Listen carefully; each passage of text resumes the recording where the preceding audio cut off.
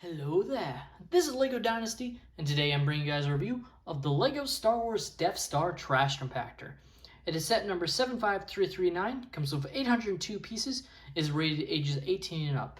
Now again, this is rated ages 18 up as it's targeted towards collectors. Kids could definitely build the set. It just doesn't necessarily have that many play functionalities, though I would say this one has a pretty decent play functionality to it.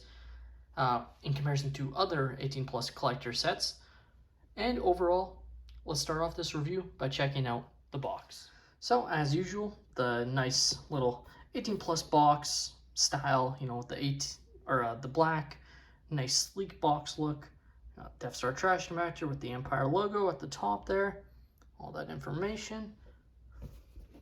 C-3PO at the top. I got some nice dimensions there. So it is 10 centimeters or 4 inches up in height, and then 22 centimeters or 8.5 inches across when fully extended. You can see some of the nice scenes you can recreate. Now I should mention this set retails for $89.99 US dollars and $119.99 Canadian. So this is quite an expensive set. It's the most expensive of the diorama collection. So is it worth that price? Well, let's get into that. Starting off with the minifigures, we have Princess Leia, and she looks excellent. Got the nice torso print, no leg or arm printing, but still got the nice back printing. They printed on her hood.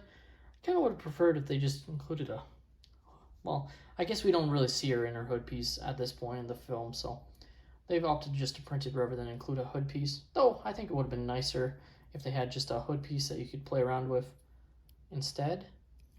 I prefer when it's a part that's supposed to be there, I prefer if they actually just give us the piece and then we can choose to use it if we do or don't.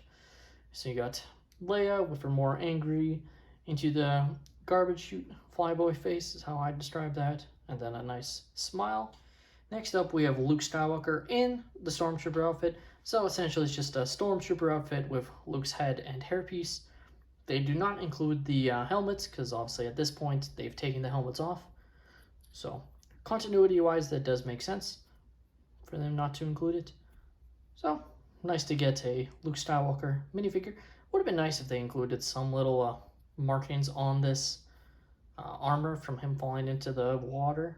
Like if they went the extra mile and printed just some detail of that nature on the set, on the figure, I think that would have looked excellent. You got Luke, more of a blank stare, and then a light smirk is how I described his face. Next up, we have Han Solo, also in his Stormtrooper outfit, so just a Han Solo face and hairpiece on top of a Stormtrooper body. Looks pretty good. Got his other side face of him being more stern there. Comes with the regular LEGO blaster. And very nice figure included. Next up we have Chewbacca holding some pipe that he's going to try and use to hold the walls from closing in. And just a regular Chewbacca minifigure. Very nice to have included in this set. Again, would have been nice if they include some printing. Though I don't think Chewbacca looked like he was covered in as much stuff as the Stormtrooper armor was. Still, at the end of the day, nice figure.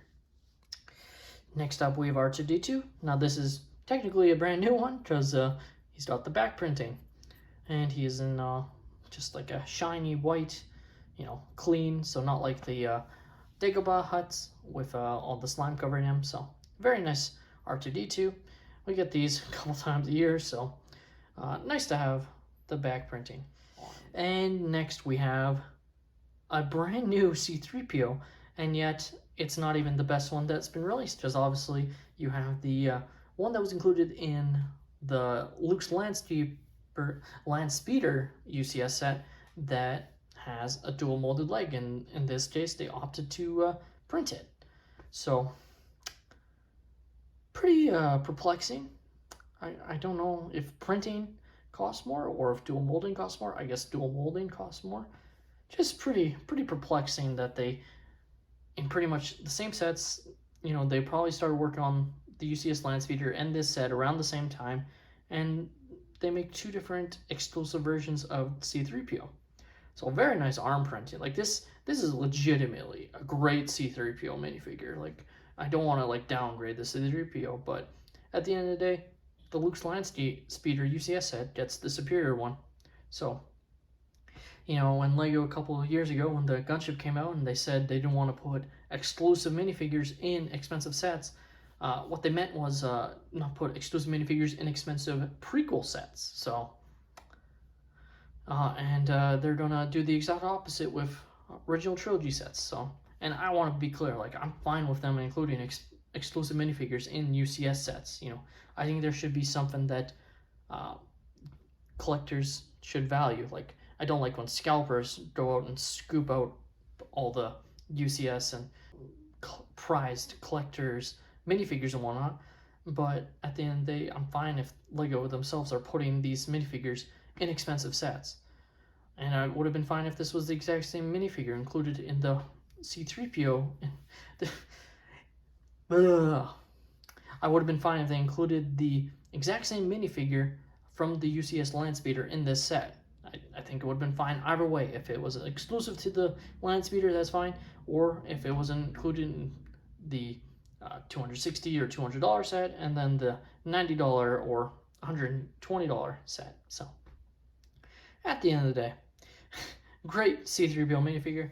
Just taking a look at the trash compactor, and I must say it looks great. Overall, just the overall look of it, I think they've done an excellent job of capturing the look. Maybe missing a little bit of the garbage and dirtiness. You know, maybe they could have done, instead of the clear pieces, they could have thrown in some different colored pieces as well, just to show that it was very dirty. Maybe it would have worked even better, but I'm fine with how it looks. I assume this part here is supposed to represent the Diagonga, I think is how they pronounce it. You know, the creature that attacks and almost eats Luke. So I assume that's what this is supposed to represent, but it's not necessarily clear. At the end of the day, it looks excellent. Showing how it looks like that. You got the doorway. And then, of course, the front plaques. You got LEGO Star Wars. And then one thing's for sure, we're all going to be a lot thinner. And I gotta say, I think they could have done a different quote than that.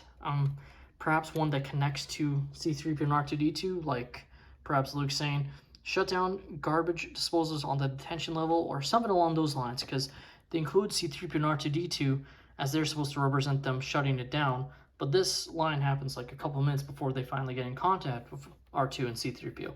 So just a minor thing that I've kind of a personal choice. I think I would have preferred a different quote from the movie. Showing the back, and at the end of the day, we'll get into if those characters should have even been included in the set, but this is what R2 plugs into to represent him shutting down the detention level. Now, I don't like this for a couple of reasons. One, it makes it seem like they're right on the other side of the door when they're still up in the main Imperial office. And two, it just feels unnecessary to include this part of the set, because at the end of the day, you're going to be displaying the set like this. You're not going to want to display it like this. Like, even if you have a glass display, it's not like you're going to have it like this, and so people can look at it from here and then from on this side as well. You know, you're always going to have it angled out like that.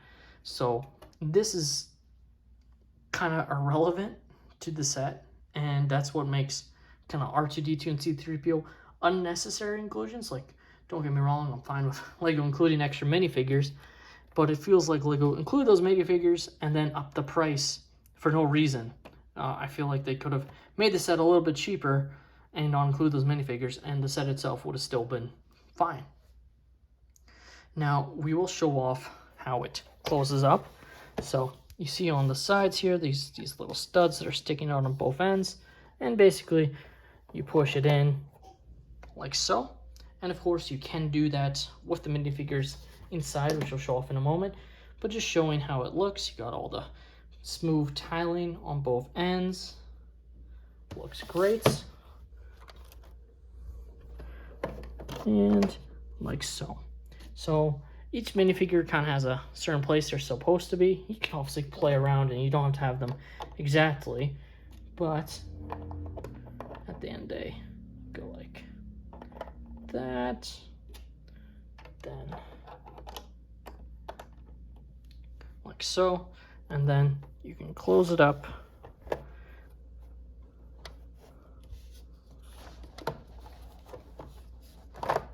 There we go, like so, as they're almost about to be crushed by the trash compactor. So overall, it works quite well. It's a pretty fun feature, and it's definitely unique, as most of these collector sets, other than really the Darth Vader's meditation chamber, which had the ability to close and open Darth Vader's meditation chamber, most of the collector sets are totally meant for display. So my final thoughts on the Death Star Trash Compactor is it is a great little display set. It definitely works for inclusion in the diorama collection. My main gripes with it is, surprisingly, the inclusion of R2-D2's NC-3PO in this set and what they showed on the back of the set. And like I kind of went through already, it just feels redundant and unnecessary and feels like a way for LEGO to increase the price of the set, because LEGO loves to charge more for minifigures. We know this, but there is a few sets out, specifically one that was also released relatively around the same time as this set, that has the exact same minifigure amount and is only for $40 in the United States and $50 in Canada, and that's the Republic fighter tank. So if you're just a regular LEGO fan and you were asking me what set I would recommend recommend, both for collection and investment purposes, the Republic fighter tank, because A, I don't think we'll ever get 187th Legion troopers again. B, I don't think we'll get that Clone Wars style Mace Windu minifigure again. So those are already, 3 different versions, one of which you get 2 of in the 2 regular 187th clone troopers, of minifigures that will, chances are, go up in value when the set retires. On the other hand, you have this set, and while it is a great set, I don't see that much of the set increasing in value over its lifespan after it retires. And that's because we've already gotten many sets in the past that have included Han Solo and Luke in their Stormtrooper gears. We've gotten sets with Leia and Chewbacca, and R2-D2 is a dime a dozen minifigure, even with the added printing. This is probably going to be the norm. And even the C-3PO, there's a superior one in the UCS Landspeeder. I think this set is just not necessarily, obviously not everyone is buying LEGO to invest in, and I understand that, but just from that perspective, if you could get a set for $40 or $50 and then or get a set for $90 or $120, it kind of just, the math doesn't work for you to choose the set over the other one. Now, of course, as they're targeting adult collectors, they're targeting fans of the original trilogy, and I'm sure plenty of people are going to love the set, and it is a great set. I just think there's other things that also have equally value to this set, or superior value in the long run. But at the end of the day, that's all my opinion. So let me know your guys' thoughts on the Death Star Trash Compactor. Are you guys planning on picking up this set, or are you just going to let it retire, or are you going to wait for it to go on sale? Let me know in the comments down below. Please leave a like and subscribe if you have enjoyed, and have a great day, everyone.